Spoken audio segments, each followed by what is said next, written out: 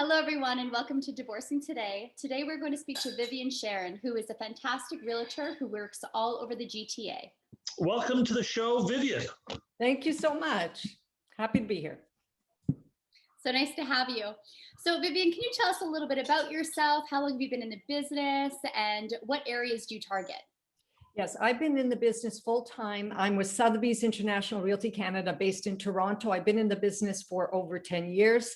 Prior to that, I owned a property management family business. So I've been immersed in this field for many, many, many years.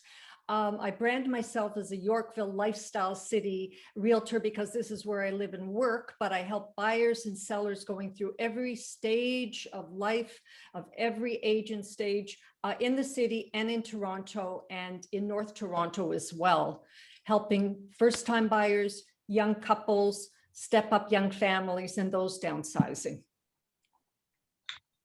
Interesting. Very cool. So you have a bit of a target area, which is awesome. So tell us, Vivien, what do you find unique about the separation space as it relates to real estate, and how do you differentiate yourself from other realtors? There must be one or two realtors out there. So what makes you unique? So I specialize in family dynamics, and that could be anything that happens in one's life. I have taken certified extra training and constant education over and above my broker's license that I've taken years ago. I'm a certified negotiation expert, accredited senior agent for the boomer market, and I'm a luxury specialist. So I really have a lot of training over and above most in Canada, I would say. And I continue to learn and build on that. So I do have advanced training. Going on to the topic at hand, which is separation and divorce. It's a very contentious situation. Of course, couples are going through many emotions, and it's a very intricate situation because families are usually, marriages are collapsing. There may be young children. There's a lack of trust. There's a lack of communication, and there could be like boxing matches, emotional boxing matches. So I get involved because I've been asked and someone has recommended me. Usually the lawyers get involved because if they're contentious, husband and wife, they're not going to agree on the realtor. The wife might want her friend and he might want someone else, and then nothing's going to happen and the house won't get sold. And the main way that one is going to obtain assets at the end of a marriage is the sale of the home. And the job of the realtor is to price the home right, to prepare the home for sale, and to work with both parties neutrally without the emotions, if it's at all possible. I find that the lawyers get involved because they cannot decide in most cases. So if it's a mediator that's involved, one mediator, or through collaborative or mediated divorce process, hopefully this mediator will be able to select a realtor that either they both don't know, and this person will be neutral. If that doesn't happen, it's more litigious. You have two lawyers for each side, and they will select one or two realtors, probably one. That would be the best bet. That's what I find. They select one, or if it goes to the next level, the courts will appoint. The courts will appoint the realtor. Because this realtor has to handle the sale and work with both parties from A to Z. And it can take 3 to 6 months. I mean, to prepare the home, to stage it if necessary. You have to consult with both of them. You have to sign all the paperwork to get the house on the market. So it's the biggest amount of money in most cases that one will net in their pocket. Yeah. So it's very important, and the money involved is high. And if I can jump in, and I will tell you what it involves. A house today in Toronto, minimum detached, 1.5 million. Wow. So you're talking about a lot of money, dividing it in half. Then you have divorce fees, brokerage, legal fees, closing fees, commission fees, minus. You want it to be done quickly and not drag out, because the money will get eaten up very fast in the legal system. Absolutely. And if you have two clients who are going through a high conflict divorce, and let's say they both disagree on the price that they should list it for, is there a way that you would try to work with them to help bridge the gaps? Absolutely. I would come in, let's say, and this has happened before, I've been selected, I come in as a neutral party, I come in with the stats, the statistics, the analysis. It's not emotion. It is all about the finances and the money, and it's pragmatic. So I would come in and do a comparative market analysis. I would say these homes sold in this area at this price, similar to yours, in the past 2 to 3 to 4 months. This is what's on the market. This is your competition right now. This is what has not sold. I would recommend a range. I would recommend we list your price for, I'm just throwing something out, 1.45 up to, let's say, 1.4, maybe $20,000 over that, a range of like $20,000, Right. under 1.5, let's say, depending on the value of the house. And I would give my reasons, and I would let them both come to terms with the number. And I would say, listen, this number is very, very important, because if you price it too high and you don't agree, the house won't sell. It will sell, but it'll take a long time. And that always brings down the value. If it lingers on the market 1 month, 1 month is fine, but into 2 months, into 3 months, then you have to go back and alter the price downward. So it's really important that you come in as a business person, you hold some hands, but you have to be careful. It's all about what they're going to net in their pockets so they can live the rest of their life. Sounds like you have a bit of a process and a strategy in place for clients who are trying to sell a property in order for them to get the biggest bang for their buck, so to speak. Absolutely. You have to have a strategy, and to come in calmly, to come in as a good negotiator, to come in strongly, to come in as a good negotiator, to come in with a marketing plan, how you're going to sell their home. You're going to have great photography, which is part of the marketing process. You're probably going to have a video. You're going to have a total social media campaign. You have everything like you would do with a regular sale on the market of anybody upsizing, buying their first home, downsizing, or going through a separation or divorce. Very important that the separation agreement is in place in most cases, because then that's when you know where you're going to go after. Where are you going to rent after you separate? Are you going to rent? Do you have the money to buy something, each of you, a condo? Or what is the situation at hand once you sell? So I find many couples have to wait until they have the separation agreement in hand and signed and completed, and then they can list their house for sale. On occasion, it's before that, but it's usually not the right way to go. I mean, they need to know where their finances are and settle their situation before they list their house for sale. Right. And obviously it's super important to have someone like John involved who helps with the mortgages, because then he's able to help each client know what they can realistically obtain, which is fantastic also. Absolutely. So John, as a specialist in the divorce mortgage field, is of great help. And I would totally recommend that one seek his services. Anybody who has that specialty and expertise, as I am an expert also in helping people through the transition, not just get the deal done and not just do the transaction, get your house sold, but to really be there, to understand, to have some empathy. You have to have empathy. Yes, it's business, but it's also caring. And that's extremely important. Of course. Yeah, I agree with you. Having signed a separation agreement, knowing what they're going to be doing, whether it's selling or one person keeping it, and knowing where they're going after, that's important. Getting the right professionals, involved, yes, can really make or break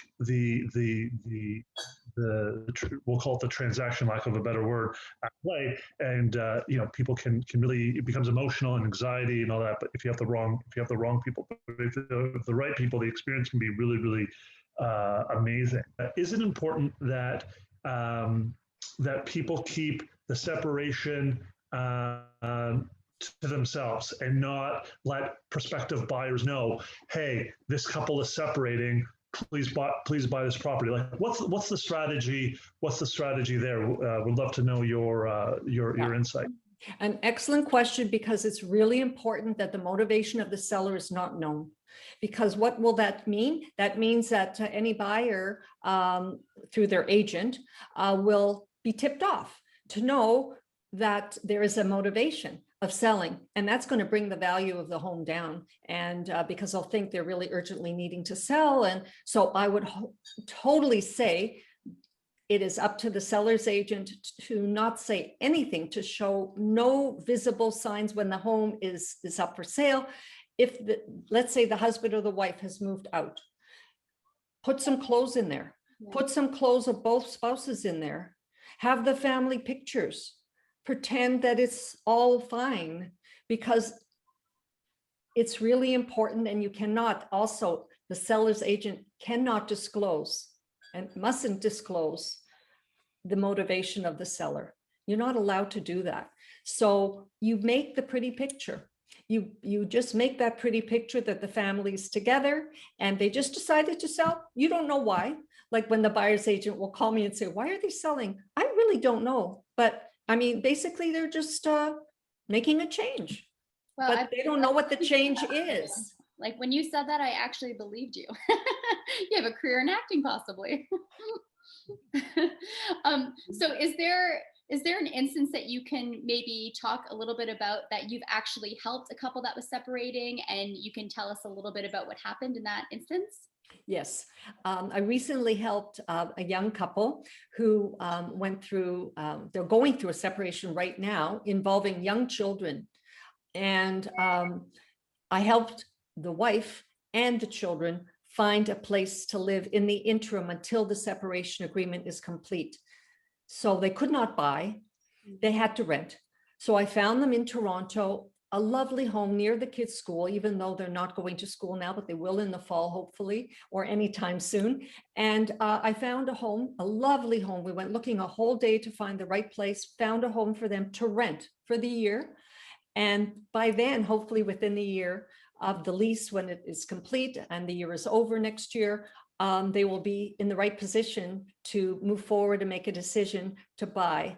That's the goal. And they're in limbo right now. And when you're in limbo, you can't do much. So renting with family and children is the best option. So, I mean, I've helped older couples too. I mean, people separate with young children, they go through divorce. And then of course, I've been involved with middle-aged couples later in life, in their 50s, let's say, and early 60s. And they have decided that they definitely, the marriage is over. And one of them bought a condo and the other one decided to rent. So I've helped seniors, which is unbelievable, but yes, it happens. Seniors 70, 65, 70, 75 plus who really, really want to have their own lives and separate. And I worked with that too. One of them wanted to move out of town and just start a new life and just downsize and start a new life. And the other one said, I want to stay in the city. They had two totally different aspirations for the last chapter of their life. It's hard to believe, but I mean, this just happens and it's life. Yeah. And you help them. Well, it sounds amazing that you're able to help people in all different stages of their lives and whatever situation that they're aspiring to go into. So that's wonderful. And so can you please tell us how we can allow our viewers to contact you? Yes, you can find me on my website, viviensharon.com. I am completely everywhere in social media. You can find me on YouTube under Vivien Sharon. You can find me also on Facebook under my name, Vivien Sharon, but I'm also branded Yorkville Lifestyle. So you can find me on Twitter under Yorkville Life and Yorkville Lifestyle on the other social media, such as Instagram and Facebook. And I just, I'm here to help people in every way, no matter what stage they go through and what happens in their life. And I find it extremely gratifying. And when I can help people, going through divorce and separation is very emotionally sensitive. And I do understand that. We feel the passion and from Vivien and the care that comes across the screen. So that's awesome. Yeah, and Vivien, I mean, I've had the opportunity to speak with you a few times, and I've always had such a great rapport with you, and I feel like you are super genuine, and I think that anyone who is in your hands is in very good hands. Thank you. That is the goal. Thank you. Thank you for joining us. My pleasure. Yeah, that was awesome. I really like learning about Vivien and what her process is like, the advice she gives. Quite often we work with a variety of different realtors, and I liked her tip on, hey, if you're selling the primary residence or the matrimonial home and you're going through a separation, make it look like two people live here, or Right. make it look like a family lives here. I will tell you that the house that I bought was from a couple that was separating and divorcing. I had no idea, but naturally, when you're walking through the house, I noticed that one person was only living there, right? And the realtor was always referring to the house as two people living here. Like, there was only women's clothes, right? Like, you're going through the closets because you're like, hey, can my stuff go in here? And we just figured it out, and we use that to our advantage. Yeah, I would assume that would make a big difference, because if people have a timeline that they have to sell the home by, or they really need their assets, they're going to definitely probably want to have a closing closer to when they listed it, and they may be a little bit more desperate to get their money out. Yeah, fair enough, right? And that's a good thing to know, because if they had bought or they purchased two different properties, or one different property the other person's renting, and they need to sell by a certain timeline, then that could put a lot of pressure on them to sell, and that may lead to a lesser value or a decreased price. So it's really important to have that strategy in place, and fill the closets with kids' toys, or men's and women's clothing, or a bunch of different clothes, so that the facade is there of two people living in there that just need to sell because they've just purchased somewhere else. I think that's a great tip for our listeners. And I love the fact that she gave me an honorable mention, saying, if you need a mortgage and you're separating and divorcing, go to an expert like John Penegakis. Weird how that works. Well, thank you everyone for tuning in to Divorcing Today with Jennifer and John. Now what?